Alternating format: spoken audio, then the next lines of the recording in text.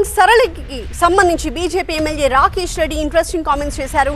గ్రామాల్లో ప్రజాస్వామ్య స్ఫూర్తి కనిపిస్తోంది, పట్టణాల్లో ఉంటున్న వారు గ్రామస్తులను చూసి బుద్ధి తెచ్చుకోవాలి అన్నారు. ఓటు వేయకుండా సోషల్ మీడియాలో విమర్శిస్తూ ఉంటారు, మైనారిటీ బూత్లలో ఎక్కువ పోలింగ్ నమోదవుతోంది అని చెప్పి వ్యాఖ్యానించారు రాకేష్ రెడ్డి. హిందువులున్న బూత్లలో కూడా పోలింగ్ పెరగాలి అన్నారు ఆయన. కాటికి కాళ్ళు దాపుకున్న వాళ్ళు కూడా ఓటు వేయడానికి వస్తారంటే ఈ పట్టణాలలో ఉన్న డబ్బున్న సన్నాసులకు చెప్తున్నా. హైదరాబాదులో, సికింద్రాబాద్లో, సైబరాబాద్లో ఫామ్ హౌజులు కట్టుకున్న వాళ్ళకి చెప్తున్నా, బంగారు దుకాణాలు కట్టుకున్న వాళ్ళకి చెప్తున్నా. 40% దాటట్లేదు పోలింగ్. ఎందుకు అనుకుంటున్నారు? ప్రజాస్వామ్యం. ఈ ప్రజాస్వామ్యం లేకపోతే మీ దేశం లేదు, మీ ఆస్తులు లేవు. ప్రజాస్వామ్యాన్ని కాపాడుకోవాలని తెలివిలేని దద్దమలారా గ్రామాలకు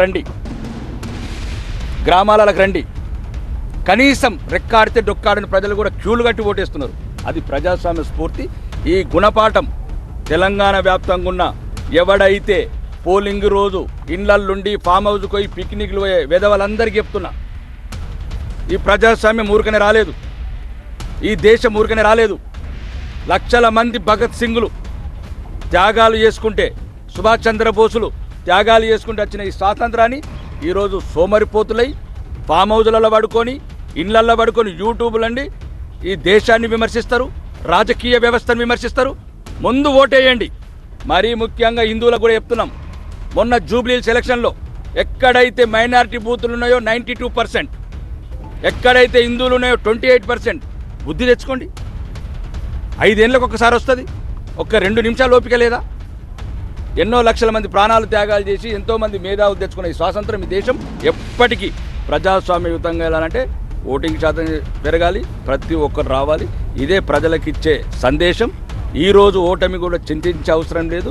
ప్రతి ఓటమి ఒక గెలుపుకు పునాది అవుతుంది. కాబట్టి ఓటమి పొందిన ఏ వ్యక్తి కూడా దయచేసి మధ్యన ఆత్మహత్యలు అట్లాంటి ప్రయత్నాలు చేస్తున్నారు. ఒక ఓటమితోనే జీవితం అయిపోదు.